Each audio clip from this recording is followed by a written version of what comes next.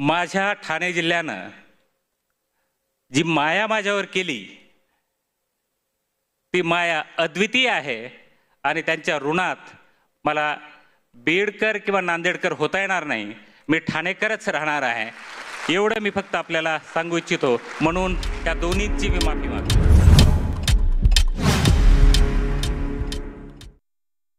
नाजरीन, आप देख रहे हैं हालात का यूट्यूब चैनल और मैं एम अबू बकर आपसे मुखातिब हूँ। नाजरीन, पिछले दिनों हमारे थाना ज़िला के बहुत ही मारूफ कलेक्टर अशोक सिंगारे सुबुकदोश हुए।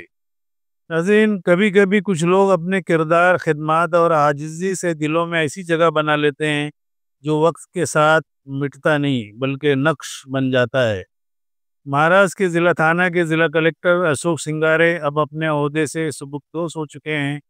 एक सादा, ईमानदार और हसास अफसर जिन्होंने 32 बरसों तक इंतज़ामी खिदमत अंजाम दिए। अपनी अलविदाई तकरीर में अशोक सिंगारे ने कहा, हम सब में ईश्वर का अवतार है। सर्विस के दौरान जो भी मेरे पास आया मैंने उसे ईश्वर का अवतार, ईश्वर का रूप समझकर बड़ी नरम दिली से उनके मसाइल सुने और उन्हें हल करने की कोशिश की। तो नाज़रीन, आइए सुनते हैं कि उन्होंने अपनी तकरीर में क्या कहा और उनका वो क्या जज्बा था कि वो हर एक में ईश्वर का अवतार ढूंढ रहे थे। नाज़रीन, उनकी तकरीर का एक मुख्तसर हिस्सा आपकी खिदमत में पेश है, ज़रूर सुनिए। वेळ झालेला आहे खूप, त्यामुळे जास्त बोलणं वेळेनुरूप योग्य ठरणार नाही. पण माझा सेवापूर्ती समारंभ आहे आणि अध्यक्ष महोदयांनी नेहमीचा पारंपरिक पद्धती सोडून अध्यक्षांनी शेवटी बोलायचं असतं ते सोडून त्यांनी मला शेवटी बोलायला उभं केलेलं आहे. आजच्या या कार्यक्रमामध्ये मी फक्त एवढंच सांगेन, माझा जन्म बीडमधला होता. माझ्या संदर्भामध्ये खूप चांगल्या चांगल्या गोष्टी सांगितल्या. I don't deserve all those. आजच्या या सोहळ्याच्या औचित्य समजून आपण सगळे बोलला आहेत असं मी समजतो. अर्थात हे जर खरं असेल आपण बोललेलं तर मी पुरुष असणार नाही, काहीतरी महात्मा वित्मा असेल आणि मी निश्चितपणाने त्या दुसऱ्या कॅटेगरीमध्ये मोडणार नाही हे मी आपल्याला नमूद करू इच्छितो. त्यामुळं सद्य परिस्थितीमध्ये व्यक्ती म्हणून, सध्याच्या समाजाचाच एक भाग म्हणून, कलियुगातल्या पुरुष व्यवस्थेचा एक भाग म्हणून मी आपल्यासमोर उभा आहे. त्यामुळे त्यात आवश्यक असलेले अवगुण हे निश्चित असतीलच, असणारच आणि असायलाच हवेत हे मी मनोमन जाणतो. या व्यवस्थेमध्ये काम करत असताना गेल्या 32 वर्षामध्ये काही जणांची कृतज्ञता व्यक्त करण्यासाठी फक्त मी आपल्यासमोर उभा आहे. जे 4 ऋण सांगितले, मातृऋण, पितृऋण, गुरुऋण, समाजऋण, या 4ही ऋणांचा मी पाईक आयुष्यभरासाठी व्हायला तयार आहे. नव्हे, ते झालंच पाहिजे आणि ते व्हायचा माझा निश्चितपणानं प्रयत्न असेल. या 4ही ऋणातून मुक्त होणं योग्य ठरणार नाही. त्यांच्या ऋणातच राहू, परंतु ऋणाचा, आईच्या ऋणातून कोणी मुक्त होऊ शकत नाही. पुत्र कितीही मोठा असेल, आईच्या ऋणातून, वडिलांच्या ऋणातून, गुरूंच्या ऋणातून मुक्त होऊ शकत नाही. ऋणनिर्देश करण्याच्या अनुषंगानं मी फक्त एवढंच सांगेन की माझ्या जीवनाला जो काही अर्थ प्राप्त करून देण्याचा प्रयत्न केला ह्या सर्वांनी केला आणि आपण सर्वांनी केला. आपल्या प्रत्येकाकडून दैनंदिन जीवनामध्ये वेगवेगळ्या प्रसंगामध्ये, वेगवेगळ्या वेळी, सुखाच्या प्रसंगात, आनंदाच्या प्रसंगात, दुःखाच्या प्रसंगात, अडचणीच्या प्रसंगात मी आपल्याकडून शिकण्याचा प्रयत्न केला आहे. आणि माझे सहकारी म्हणून, माझ्या रक्ताचे नाते संबंध म्हणून, रक्तापेक्षा पवित्र असलेल्या मैत्रीला स्मरून, माझे मित्र म्हणून मी आपल्या सर्वांचा ऋणी आहे. ते या अर्थानं की आपल्याशिवाय आयुष्याला माझा अर्थ मिळूच शकला नसता आणि तो आयुष्याला अर्थ मिळवून देण्यामध्ये आपण सर्वजणच सहभागी आहात. प्राथमिक किंवा माध्यमिक शिक्षणाच्या नंतर महाविद्यालयामध्ये प्रवेश घेतल्यानंतर महाविद्यालयामध्ये, योगेश्वरी महाविद्यालयामध्ये ज्याचं ब्रीदवाक्यच होतं, तेन तक्तेन भुंजिथा, त्यागाचा आनंद घ्या, अशा अर्थाचं वाक्य होतं.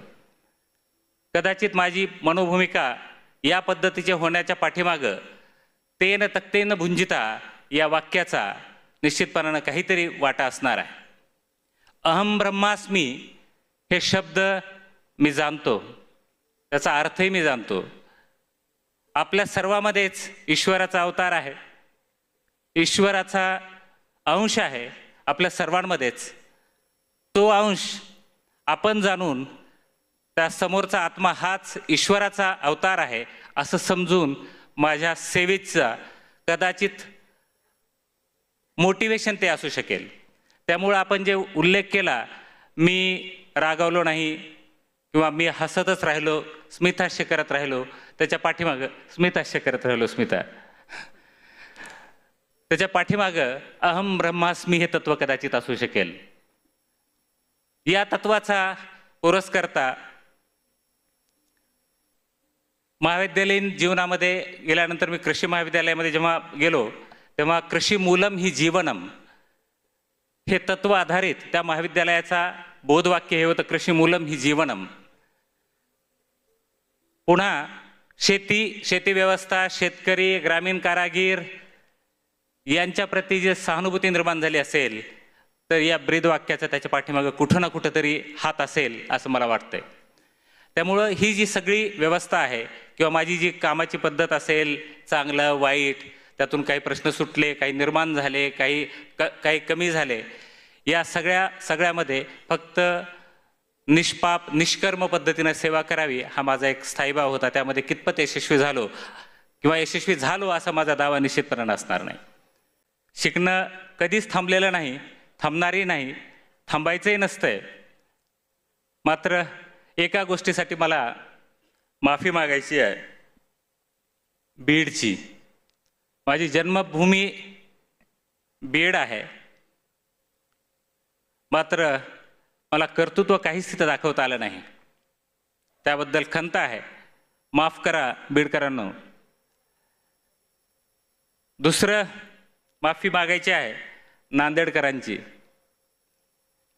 भरभरून दिलं सगळंच, आयुष्याची परिपूर्णता इथूनच मिळाली. काही दिवस काम केलं त्या ठिकाणी, मात्र माझ्या ठाणे जिल्ह्यानं जी माया माझ्यावर केली ती माया अद्वितीय आहे आणि त्यांच्या ऋणात मला बीडकर किंवा नांदेडकर होता येणार नाही. मी ठाणेकरच राहणार आहे, एवढं मी फक्त आपल्याला सांगू इच्छितो. म्हणून त्या दोन्हींची मी माफी मागतोय. वेळ खूप झालाय, आपण अब्रप्टली या कार्यक्रमाच्या एंडकडे येऊ. माझ्या आयुष्यामध्ये प्रत्येक व्यक्तीचा नामोल्लेख करणं योग्य होणार नाही वेळेच्या अभावी. मात्र प्रत्येकाचा माझ्यामध्ये, माझ्या सुधारणेमध्ये जो सहभाग आहे तो अमूल्य आहे. आणि म्हणूनच मी मगा अहम ब्रह्मास्मी या तत्वाचा उल्लेख केला होता. आणि त्याला स्मरून आपल्या सर्वांचं मी आभार मानतो, धन्यवाद देतो की या तत्वाला यापुढेही आपण आपल्या आयुष्यामध्ये सगळ्यात प्राथम्याचं स्थान देऊन आयुष्यभराचा पुढचा प्रवास प्रसंगी याच पद्धतीने जिल्हा प्रशासनानं हा जो कार्यक्रम आयोजित केलेला आहे आणि त्या कार्यक्रमासाठी आदरणीय मंच, व्यासपीठ, सर्व आपण माझे सहकारी, वरिष्ठ आणि आपण सर्वजण कुटुंबीय, नातेवाईक उपस्थित झालात त्याबद्दल मी आपला आभारी आहे. आजच्या या प्रसंगी आणखी न बोलणे योग्य आहे एवढंच फक्त मी म्हणेल. मात्र हे सगळं हा जो संवाद आहे हा आपला संवाद माध्यमांशिवाय पूर्ण होऊ शकत नव्हता. त्यामुळे पत्रकार मित्र, इलेक्ट्रॉनिक आणि प्रेस मीडिया यांचं मनपूर्वक आभार मानतो. हा कार्यक्रम बहुतेक यूट्यूबवरनं पण लाईव्ह तुम्ही केलेला आहे, त्याबद्दल मनोज सानप आणि त्यांच्या टीम आणि एकंदरीतच जिल्हा प्रशासन या सर्वांना मी नतमस्तक होतो, सर्वांचे आभार मानतो. मला ही संधी ठाणे जिल्ह्यानं दिली, माझ्या ठाणे जिल्ह्यानं दिली, त्याबद्दल मी परत एकदा ठाणेकरांचं आभार मानतो आणि मी माझी रजा घेतो. धन्यवाद. या पद्धतीचा निरोप समारंभ केल्याबद्दल जय हिंद, जय महाराष्ट्र, जय भारत. के स्पॉन्सर हैं doctor Abrar Momins Good Heart Health Care Dental and Cosmetic Centre at 3 बत्ती अपोजिट नीलकंठ मंदिर, फर्स्ट फ्लोर, हफसान अली. यहाँ दांतों के तमाम अमराज के अलावा day care centre, family physician, physiotherapy, child physiotherapy, homeopathic treatment, cupping therapy, cosmetic और हेयर फॉल ट्रीटमेंट की सहूलतें एक ही छत के नीचे मिलती हैं. ज़रूर विज़िट कीजिए. टाइमिंग है सुबह 10 बजे से रात 10 बजे तक.